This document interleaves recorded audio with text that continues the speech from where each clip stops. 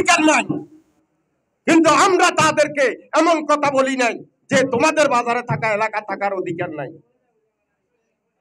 আমরা বলি নাই, বলবো না। রাজনীতি করতে গিয়ে যদি কাউকে ক্ষমাই করতে না পারে তাহলে কিসের রাজনীতি? আমাদের নেতা আমাদেরকে বলেছে তোমরা এমন কিছু করবা না, তোমরা এই মুহূর্তে সরকার গঠন করো নাই, তোমাদের সরকার গঠন হবে পরবর্তীতে।